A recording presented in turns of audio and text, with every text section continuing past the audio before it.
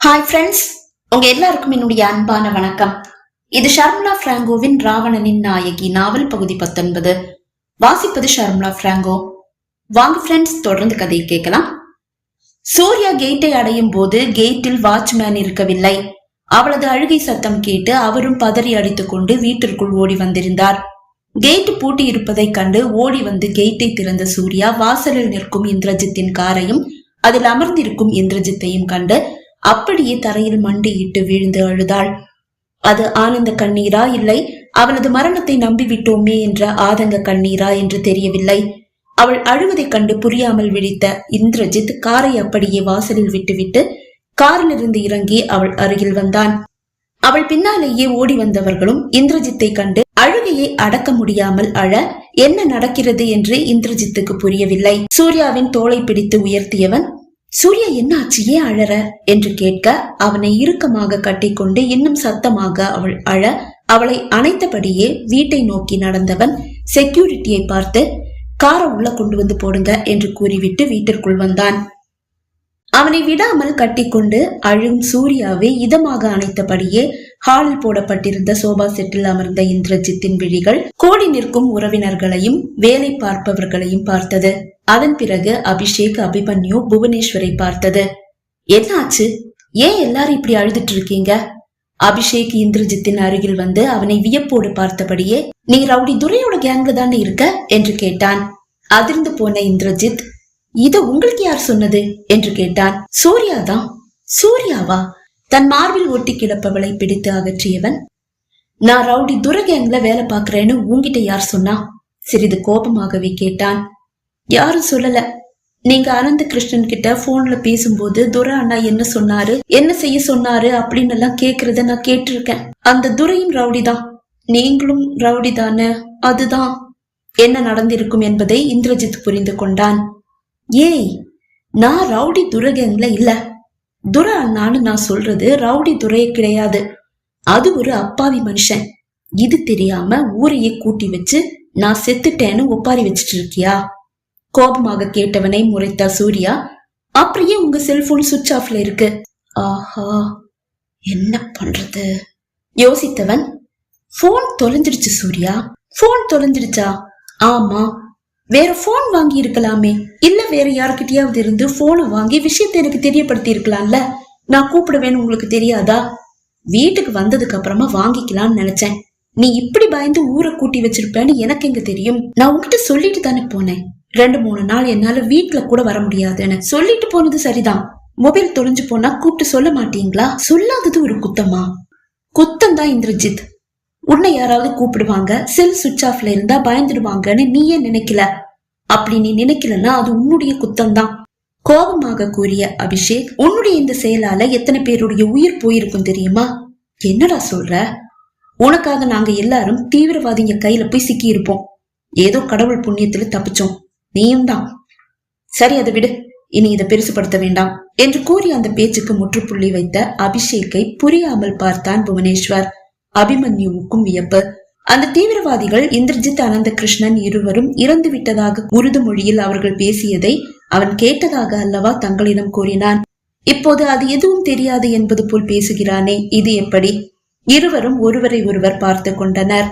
என்னடா நடக்குது? புவனேஸ்வர் கேட்டான். யாருக்கு தெரியும் என்றான் அபிமன்யு. சூர்யாவின் விழிகள் இப்போதும் நிறைந்து வழிகிறது. சூர்யா, இப்பதான் இந்திரஜித் வந்துட்டான்ல, இனி எதுக்கு தேவையில்லாம அழுதுட்டு இருக்க? அழுது அழுது முகமே ஒரு மாதிரி இருக்கு. நீ போய் ஃப்ரெஷ் ஆயிட்டு வா. இந்திரஜித்தையும் கூட்டிட்டு கோயிலுக்கு போய் கடவுளுக்கு நன்றி சொல்லிட்டு வா. சரிண்ணா. அவள் எழுந்து செல்ல அப்பா அம்மாவை பார்த்தவன், அப்பா, நீங்க சந்திராவையும் கூட்டிட்டு வீட்டுக்கு கிளம்புங்க, நான் வந்துடுறேன், எனக்கு ஒரு சின்ன வேலை இருக்கு. அவனது அப்பா அம்மா விடை பெற்றுக் கொள்ள இந்திரஜித்தை கஞ்சாலை செய்து வெளியே வருமாறு அழைத்த அபிஷேக் எழுந்து கொண்டான். அவன் பின்னால் இந்திரஜித்தும் எழுந்து கொள்ள அபிமன்யு, புவனேஸ்வரும் அவர்களின் பின்னால் சென்றனர். தோட்டத்தில் வந்து நின்ற அபிஷேக் கோபமாக இந்திரஜித்தை பார்த்தான். சட்டென்று அவன் சட்டை காலரை கொத்தாக பிடித்தவன், டேய், என்னடா நீ நினைச்சிட்டு இருக்க?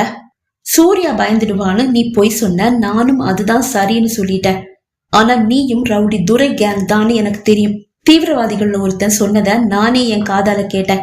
எனக்கு உருது தெரியும். ஆஹா, இது நம்ம லிஸ்ட்லயே இல்லையே. இவனுக்கு உருது தெரியுமா? இவனை எப்படி சமாளிக்கிறது? என்னடா பதிலையே காணும்? நீ மட்டும் இல்ல, ஆனந்த கிருஷ்ணனும் ரவுடி துர கேங் தான். அந்த தீவிரவாதிங்க காட்டின காசுக்கு ஆசைப்பட்டு நீங்க 2 பேரும் ஒருத்தர் அடிச்சுக்கிட்டதாவும், துப்பாக்கி எடுத்து 2 பேரும் மாறி மாறி ஷூட் பண்ணி செத்து போயிட்டதாவும் அந்த தீவிரவாதி சொன்னதை நான் கேட்டேன். அது பொய்யா? டேய், முதல்ல சட்டையில இருந்து கையை எடுடா. சூர்யா மேல மாடியில தான் இருக்கா. ஜன்னல் வழியா பார்த்தா தோட்டம் தெரியும். அவ தப்பா நினைக்க போறா. அபிஷேக் அவன் சட்டையை விடுவித்தான். அபிமன்யு புவனேஸ்வரும் வந்து விட்டனர். அவர்களையும் பார்த்தவன், அந்த தீவிரவாதி சொன்னது சரிதான். நானும் ஆனந்த கிருஷ்ணனும் ரவுடி துரை கேங்ல தான் இருந்தோம். ஆனா துரை தீவிரவாதிகளுக்கு துணை போறான்னு தெரிஞ்சதும் எங்க 2 பேருக்கும் அது பிடிக்கல. நாங்க என்னதான் ரவுடிங்களா இருந்தாலும் தீவிரவாதிகளுக்கு சப்போர்ட் பண்ற அளவு நாங்க கேவலமானவங்க இல்ல. எப்படியாவது துரை கேங்ல இருந்து வெளியே வந்துடணும்னு நாங்க யோசிச்சுட்டு இருக்கும் போதுதான் ஒரு ராணுவ அதிகாரி ரகசியமா வந்து எங்களை சந்திச்சு எங்க கிட்ட உதவி கேட்டாரு. தீவிரவாதிகள் நாட்டுக்குள்ள ஊடுருவி இருக்காங்க, உங்க கேங் அவங்களுக்கு சப்போர்ட் பண்றதா எங்களுக்கு செய்தி வந்திருக்குன்னு சொல்லி சொன்னாங்க. நாங்களும் நடந்த உண்மைகளை சொன்னோம். எங்களுக்கு உதவி பண்ணுங்க அப்படின்னு சொல்லி சொன்னாங்க. நாட்டுக்காக இத பண்ணுங்க, சும்மா எல்லாம் வேண்டாம், காசு கொடுக்குறோம்னு அவரு சொன்னாரு. நாங்களும் சரின்னு சொன்னோம். அதே மாதிரி நாங்க ராணுவத்துக்கு உதவி பண்ணிட்டு இருந்தோம். ஆனா இதுக்கிடையில இந்த தீவிரவாதிங்க டபுள் கேம் ஆடினானுங்க. எங்க ரவுடி துரையோட கேங்ல இருந்து யாராவது போலீஸ்ல பிடிபட்டா அவனுங்களை காட்டி கொடுத்துடுவாங்களோன்னு பயந்து காசை காட்டி இதை யாராவது ஒருத்தருக்கு தான் கொடுக்க முடியும், அது யாருன்னு நீங்களே முடிவு பண்ணிக்கங்கன்னு சொல்லிட்டானுங்க. அப்பவே விஷயம் கைமீறி போறத நாங்க புரிஞ்சுக்கிட்டோம். கண்டிப்பா எல்லாரும் அடிச்சுட்டு செத்து போயிடுவானுங்க. ஆனா உண்மையை புரிஞ்சுக்கிட்டு நாங்க தப்பிக்கலாம்னு நினைச்சா தீவிரவாதிங்க ஷூட் பண்ணிடுவானுங்கன்னு புரிஞ்சுக்கிட்டு நாங்களே ஃபர்ஸ்ட் எங்களுக்குள்ள சண்டையை போட்டுக்கிட்டு பொம்மை துப்பாக்கிய வச்சு மாறி மாறி ஷூட் பண்ணி கீழே விழுந்து செத்து போன மாதிரி நடிச்சோண்டா. எல்லாரும் அடிச்சுக்கிட்டு செத்ததுக்கு அப்புறமா தீவிரவாதிங்க போயிட்டாங்க. நாங்களும் தப்பிச்சு போய் ராணுவ அதிகாரிகளுக்கு உதவியா இருந்தோம். இதுதான் நடந்தது. அப்போதுதான் முகத்தை மறைத்து பேசிக் கொண்டிருந்த அந்த ராணுவ அதிகாரிக்கு இந்திரஜித்தின் குரல் அல்லவா என்று ஒரு மின்னல் போல் புவனேஸ்வரின் மூளைக்கு எட்டியது. டே இந்திரஜித், சயின்டிஸ்டுங்க ரகசியமா கூடுற அந்த பங்களால ஒரு ராணுவ அதிகாரிய நான் பார்த்தேன். அவர் பேசும்போது அப்படியே அவருடைய குரல் உன் குரல் மாதிரி இருந்ததுடா. அவர் உனக்கு தெரியுமா? அவர் பேர் என்னடா? சூப்பர் பவர்டா மச்சான் அவருக்கு.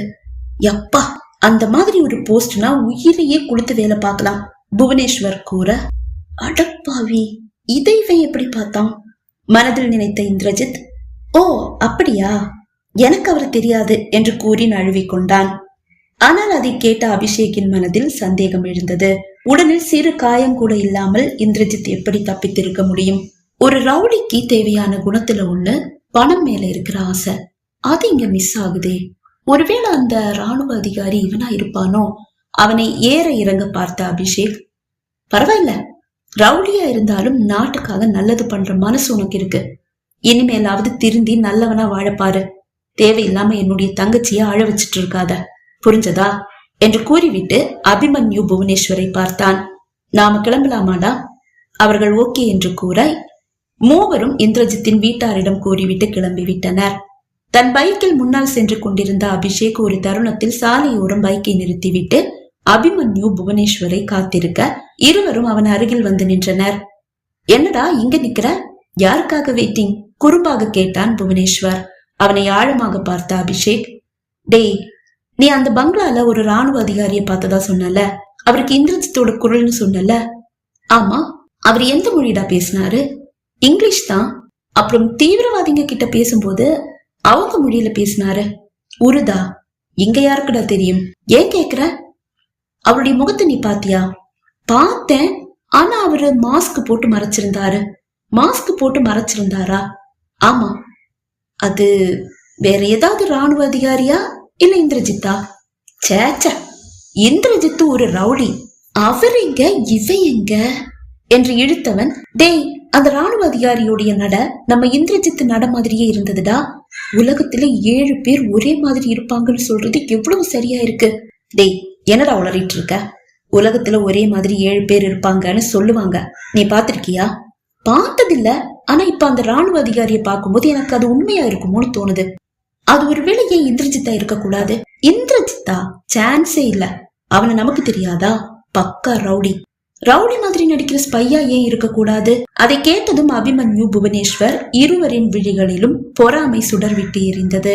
யூ மீன் ராணுவ உளவாளி? புவனேஸ்வர் கேட்க, எஸ், சேச்ச, நான் தான் சொன்னேனே இந்த உலகத்துல ஒரே மாதிரி 7 பேர் இருக்காங்கன்னு. அவங்கள யாரோ ஒருத்தரா இருக்கலாம். பொறாமையா? எனக்கா? ஆமா. எதுக்கு? அதுக்கு நான் விளக்கம் சொல்லணுமா என்ன?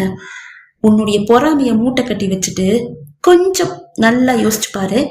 அந்த ரவுடி துரை கேங்ல இருக்கிற எல்லார் மேலயும், அதாவது இந்திரஜித், அனந்த கிருஷ்ணன் தவிர எல்லார் மேலயும் போலீஸ் கேஸ் இருக்கா இல்லையா? இருக்கு. ஆனா இவங்க 2 பேர் மேல மட்டும் ஏன் கேஸ் எதுவும் இல்ல? மிரட்டி கேஸ வாபஸ் வாங்க வச்சிடுறானுங்கடா. யாரு? அதுதான் யாரு? ரவுடி துரையோட ஆட்கள் தான் மிரட்டி கேஸ வாபஸ் வாங்க வைக்கிறாங்கன்னா, அவங்க கேங்ல இருக்கிற எல்லார் மேல இருக்கிற கேஸையும் வாபஸ் வாங்க வச்சிருக்கணும்ல. துரை மேலேயே 1008 கேஸ் இருக்கு, சரிதானே? அட ஆமா, இத நான் யோசிக்கலையே.